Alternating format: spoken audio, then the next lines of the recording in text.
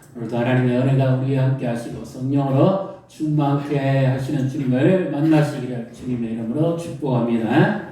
네. 오늘 제목이 뭐죠? 네. 이해가 잘 되십니까? 대사야 된다. 어떤 말일까요? 오늘 제목이 가장 중요합니다. 왜냐하면 이분은 신앙이 참 좋은 분입니다. 서유석 씨, 한때 가수죠.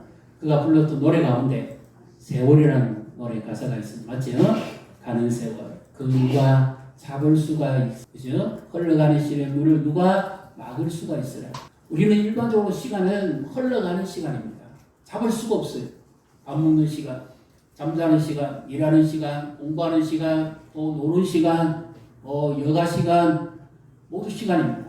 태어나는 시간, 마지막 종점을 향해서 가는 시간까지, 이것은 인생의 시간. 돈을 주고 시간을 대산다 어렵습니다. 모래시계 나오죠. 그래서 성경의 시간은 하나님께서 우리에게 그 중요한 시간이 있다 이렇게 말씀하십니다. 세월을 아끼라. 이 말은 종말이 가까워서니까 더 깨어 있어라. 시간을 살아. 이 말. 돈을 주고서라도 사야 된다. 완전히 회복해야 된다 이 말이죠. 지속적으로. 어떤 의미입니까? 지금 이 순간 하나님의 기회를 돈을 주고서라도 할 수만 있으면 내어라 그 뜻입니다. 원래 영어 표현은 믿으며 구원하라는 뜻입니다. 시간을 어떻게 우리가 건져내고 어떻게 구원합니까? 흘러가 버리는데 환경이 절망적이고 모든 상황이 여의치 않아도 하나님의 시간이 있습니다. 우리의 시간표를 하나님의 시간에 맞출 때 우리 인생이 회복되고 새로워질 줄 믿으시기를 바랍니다. 그러면 성경에 나오는 인물 네 편을 알고 보십시오. 베드로입니다. 십자가에 잡히시기 전에 예수님을 3번이나 부인하고 도망갔던 베드로. 그런데 예수님이 갈릴리 바다에서 밤새 그물을 내려 물고기 한 마리 못 잡고 있던 베드로에게 찾아오셔서 하시는 말씀이 야, 너 왜 배신해서 그렇게 하시지 않고 네가 나를 사랑하느냐. 3번씩이나 사랑을 확증시켜 줍니다. 무릎표가 아니죠. 내가 너를 여전히 사랑하고 있다. 이 말씀을 하시면서 우리의 있는 모습, 우리의 상황, 내 자신 이대로 주님은 사랑하시는 분인 줄 믿으시기를 바랍니다. 그래서 완전히 실패해서 떨어져 나간 베드로잖아요. 그런데도 주님이 찾아오셔서 그를 만나 주시니까 그의 인생이 회복됩니다. 그의 이름이 시몬입니다. 갈 때는 왔다. 그런데 예수님의 이 사랑을 회복하고 난 다음에 오순절 위에 베드로는 반석, 개바 같은 인생을 삽니다. 지나간 시절, 상황과 아픔이 있으십니까? 그것을 잊어버리시고 지금 나와 함께 하시는 주님을 붙드시기를 바랍니다. 또 한 사람이 있습니다. 룻과 나오미죠. 여유 있는 집안이었습니다. 남편도 있었고 두 아들도 있었고 다복했습니다. 나름대로 인기가 있었습니다. 그 베들레헴 지역에서. 그런데 이 집안이 가뭄이 오니까 흉년을 피하기 위해서 지금은 요르단입니다. 모압이라는 곳에 가서 살다가 뜻하지 않게 남편이 먼저 죽습니다.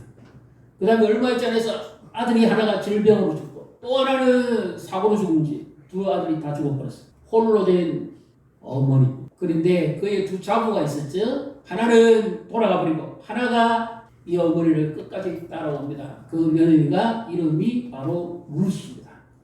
그런데 이 여인이 홀로 된 이 어머니를 혼자 내버려 둘 수가 없어서 동행을 하는데요.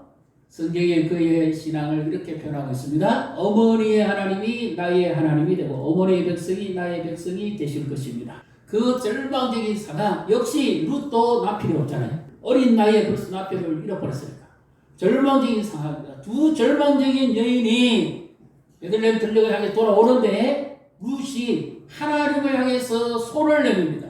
어머니의 하나님이 나의 하나님이 되고 예수님의 하나님이 나의 하나님이 되고 예수님의 백성이 나의 백성이 되고 내가 죽는 일 외에는 예수님을 떠나지 않을 것입니다. 이 고백을 함으로 인해서 하나님께서 텅 비어버린 그 인생에 손을 내밉니다. 하나님을 붙들 때 하나님의 인자와 자비, 헤세드가 임합니다. 아무것도 없어요. 텅 비었습니다. 땅끝에 가서 고생해야 될 것 뻔합니다. 시어머니 나오면 나이가 많습니다. 마음의 상처도 많습니다. 일도 못합니다. 며느리 가서 복양을 해야 돼요. 그런데 한 손에는 하나님의 손을 붙들었고 한 손에는 시어머니의 손을 붙들었습니다. 하나님께서 이 텅 비어버린 나오미와 룻의 인생을 변화시켜 주십니다. 하나님이 준비한 시간에 보아스라는 사람을 만나게 하고 그를 통해서 그의 인생의 후반이 놀랍게 쓰임받게 하십니다. 그리고 다윗의 이 조상이 되게 하죠. 예수 그리스도의 계보에 들어가는 사람. 놀라운 역사가 일어납니다. 하나님의 손을 붙드십시오. 지금 내가 붙잡아야 될 손은 주님의 손입니다. 비었습니까? 내 인생이? 가정이 비었습니까? 사업장이 비었습니까? 일터가 비었습니까? 한 손에 주님의 손을 붙들고 한 손에 성경을 붙드십시오. 그러면 주님이 내 인생의 시간을 건져내게 하십니다. 이런 주님을 만나시기를 축복합니다. 그 다음에요. 그럼 이렇게 사는 사람은 어떻게 살아야 될까요? 우리가 잘 아는 100세를 살아보리라고 하는 이 김영석 교수가 있죠. 이분은 신앙이 참 좋은 분입니다. 자기 인생을 지금 104, 5세 넘었죠. 100세를 살아보리 하면서 책의 요지가 그렇습니다. 행복의 본질은 뭐냐? 재산이나 성공이 아니다. 행복의 본질은 사랑이 있다. 가정이 행복하려면 사랑이 있어야 됩니다. 재산 많다고 해서 행복하지 않습니다. 이름 알려졌다고 해서 행복하지 않습니다. 성공했다고 해서 행복하지 않습니다. 사랑이 없는 가정은 결코 행복할 수 없습니다. 이 사람이 인생을 살아온 동안에 키워드가 있어요. 사랑, 친구, 우정, 그리고 일시적으로 있다가 사라진 가치를 붙들지 말고 영원한 가치를 붙들어라. 이것이 이분의 가르침의 핵심입니다. 이분은 신앙이 참 좋은 분입니다. 삶을 통해서 하나님을 직접 만났던 분입니다. 이분이 이런 고백을 지금도 여전히 영향력 있게 했어요. 스위스의 어떤 사람이요, 자기 인생을 80년을 살아온 시간을 컴퓨터로 계산을 해봤습니다. 그랬더니 밥 먹는 시간 얼마, 잠자는 시간 얼마, 일하는 시간 얼마, 코 푸는 시간 얼마, 담배불 붙이는 시간 얼마, 남을 기다리는 시간 얼마, 나머지 자기 인생의 가장 유익한 시간은 얼마였을까요? 80년을 살아온 동안에 자기가 기억해서 가장 가치 있다고 생각하는 시간을 48시간이 지나지 않습니다. 여러분 시간을 어떻게 보내십니까? 흘러가는 시간을 해서 막 보내면 인생의 후회밖에 없습니다. 아직 안 늦었습니다. 베드로처럼 주님의 사랑을 회복하면, 루처럼 신앙 고백이 분명하면 주님 우리 인생을 회복시키고 우리의 삶을 변화시킬 줄 믿으시기를 주님의 이름으로 축복합니다. 자, 그 다음에 이제 어떻게 살아야 돼요? 그 다음 17절을 같이 읽습니다. 그러므로 어리석은 자가 되지 말고 오직 주의 뜻이 무엇인가 이해하라. 어리석은 자가 되지 말고 무슨 의미인지 한번 보겠습니다. 그의 뜻을 분별하는 말은 생각 없이 사는 자가 되지 말아라는 말입니다. 바보가 되지 말라는 말이 아니고 생각 없이 목표 없이 그렇게 사는 자가 되어서는 안 된다. 우리 인생의 초점을 하나님께 맞추고 성경적 가치에 기반을 두라는 말씀입니다. 그리고 하나님이 기뻐하신지 아니하신지를 분별하라는 말이죠. 핵심이 뭡니까? 하나님의 뜻을 묻고 순종하는 삶이 성숙의 척도입니다. 신앙의 인물이라고 합니다. 다니엘 10대 때 바벨론 포로에 끌려가서 바벨론 왕국에서 내리는 특혜를 받습니다. 왕의 진미와 포도주를 거절합니다. 3년 동안 테스트한 다음에 관직을 얻기 위해서 바벨론 왕 느부갓네살 앞에 나가야 됩니다. 그런데 뜻을 정해서 그 음식을 먹기를 거절합니다. 우상의 제물을 바쳐진 거라서 안 먹을 뿐만 아니라 나는 하나님의 백성입니다 하는 이 정체성을 잊어버리지 않기 위해서 신앙을 확고히 합니다. 그래서 뜻을 정합니다. 하나님 앞에. 어느 것이 하나님 앞에 합당한 것인지 옳은 것인지 그런 것인지 그것을 결정하고 묻습니다. 그랬더니 세상의 가치가 아닌 하나님의 말씀을 따라 살아갈 수 있는 지혜를 하나님이 주십니다. 그래서 관관장에게 은혜를 베풀어 가지고 왕 앞에 나아갈 때까지 물과 채찍만 먹고 3년을 지내는데 바벨론 왕 앞에 가서 테스트했을 때 다른 사람들에 비해서 10배나 뛰어난 지혜와 총명을 얻고 가장 높은 간직에 오르십니다. 절망입니다. 포로로 끌려갔어요. 유학 가족도 아니고. 그런데도 하나님이 그와 함께 하시니까 하나님의 뜻을 깨달으니까 10대의 절망의 사람이 그 인생이 90이 넘을 때까지 하나님께 귀하게 쓰임받습니다. 이 다니엘의 닉네임이 하나 있습니다. 뭐지요? 하나님의 은총을 입은 자. 우리 모두 하나님의 은총을 입으시기를 축복합니다. 하나님의 은총을 입습니다. 그러니까 다니엘이 사자굴에 던져졌어도 두려워하지 않습니다. 하나님의 은총을 입어 기도합니다. 하나님의 뜻이 뭔지 사자굴에서도 건져냅니다. 지금 집안이 사자굴 같습니다. 가정이 일터가 사업장이 사자굴 같습니다. 자녀들의 학교가 사자굴 같습니까?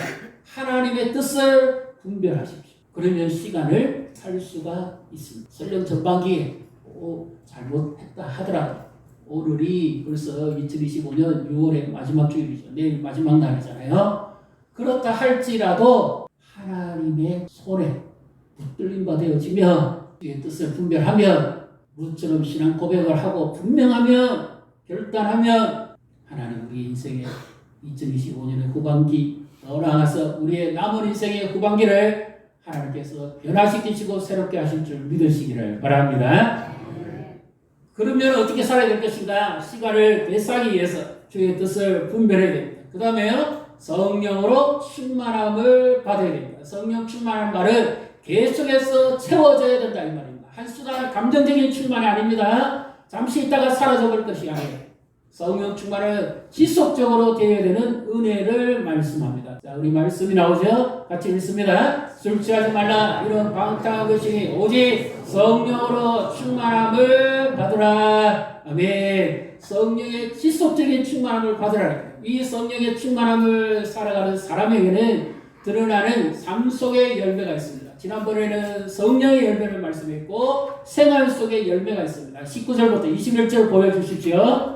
같이 읽습니다. 시와 찬송과 신령한 노래들로 서로 화답하며 너희의 마음으로 주께 노래하며 찬송하며 계속해서요. 범사의 우리 주 예수 그리스도의 이름으로 항상 아버지 하나님께 감사하며 그리스도를 경외함으로 피차 복종하라. 아멘. 성령 충만한 사람의 특징이 나옵니다. 뭡니까? 하나님 앞에 찬양하는 사람입니다. 시와 찬미와 신령한 노래로 찬양하라. 하나님을 사모하고 예배를 사모하는 사람이 성령 충만한 사람입니다. 믿습니까? 다윗을 보십시오. 하나님의 은혜께는 자꾸 밖에 있고 나는 왕궁에 있으니까 마음이 괴롭습니다. 어떻게 하면 하나님을 잘 모셔드릴까? 하나님을 더 가까이 할까? 하나님이 하나님 되게 하실까? 하나님의 이름을 높여드릴까? 이것이 찬양입니다. 제너로 기교로 부르는 게 찬양이 아니고 내 마음 중심에서부터 영으로 하나님을 높이고 찬양하는 것, 이것이 진짜 찬양인 줄 믿으시기를 바랍니다. 예배자가 예배 시간에 일찍 오셔서 기도로 준비하시고 성경을 찾고 오늘 내게 하나님 말씀하옵소서 기대하고 사모하고 하나님을 기다려야 됩니다. 예배자. 성령 충만한 사람, 성령 충만한 교회의 특징은 바로 찬양이 살아있고 예배가 살아있습니다. 그래서 지속적인 성령의 충만한 삶이 이어지도록 합니다. 감사합니다. 성령 충만한 사람은 언어가 성령에 조절되어집니다. 불평과 원망의 말을 하지 않고 감사와 기쁨의 말하고 남을 살리는 말, 성령에 충만한 거죠. 더 나아가서 하나님께 감사합니다. 요즘 사람들은 불평과 원망을 많이 합니다. 심지어 반대를 많이 합니다. 항의를 많이 합니다. 우리가 다음 주일에 맥주 감사주의를 지킵니다. 맥주라는 말의 의미는 지금은 농사를 안 짓는데 무슨 맥주냐 하는데 여기서 오늘 주제와 하나 연결시켜 볼 수 있습니다. 이 맥주 감사주의를 지키는 의미는 6개월 동안 베풀으신 하나님의 은혜를 감사하지만 또 한 번의 추수가 있다는 겁니다. 언제죠?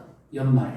그래서 지금까지는 인생에 별로 재미가 없다면 이 감사함을 통해서 남아있는 후반기를 하나님의 은혜 속에서 복되게 추수할 수 있는 기회가 주어집니다. 이것이 하나님의 시간입니다. 감사하라.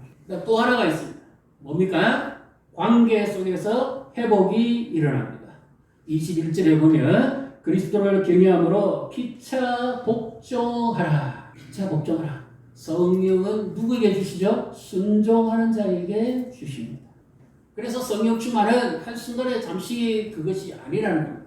하나님의 뜻에 순종하기를 원하는 자에게 성령의 충만함을 주십니다. 예를 들면 사도 바울입니다. 복음을 전하다가 돌파매질 당하고 채찍맞고 옥에 갇히고 억울하게 매도받습니다. 감옥에도 갇힙니다.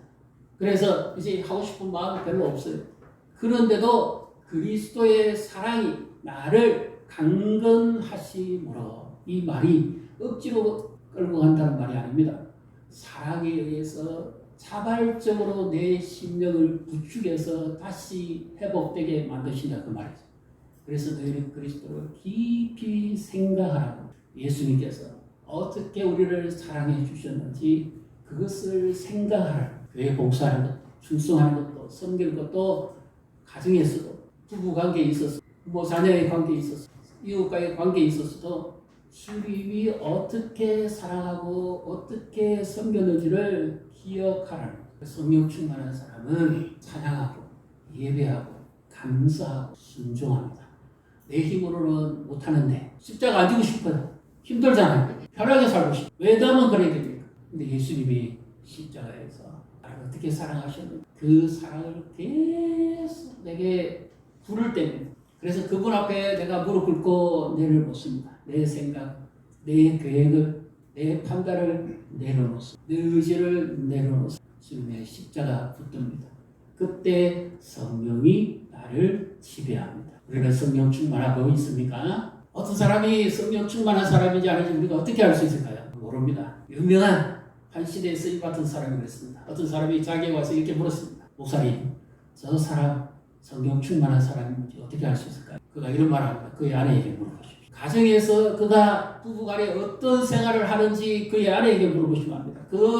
저 사람 아내가 성령 충만한지 어떻게 알 수 있을까요? 그 남편에게 물어보십시오. 저 부부가 성령 충만한지 아닌지 어떻게 알 수 있을까요? 그 자녀에게 물어보십시오. 우리는 성령 충만합니다. 그리스도의 향기를 남편이 아내의 그리스도의 향기를 맡으면 취합니다. 술에 취하는 것이 아니라 그리스도의 향기에 취해서 사랑에 끌려서 변화됩니다. 내 안에 예수님의 모습이 드러나기 시작하면 감동을 받습니다. 자녀들, 부모에게서 예수님의 모습을 발견하면 복을 받습니다. 그들의 시간도 바뀌어가는 성령의 충만한 제가 여기서 또 한 번을 짚고 넘어가야 될 것이 있습니다. 뭡니까?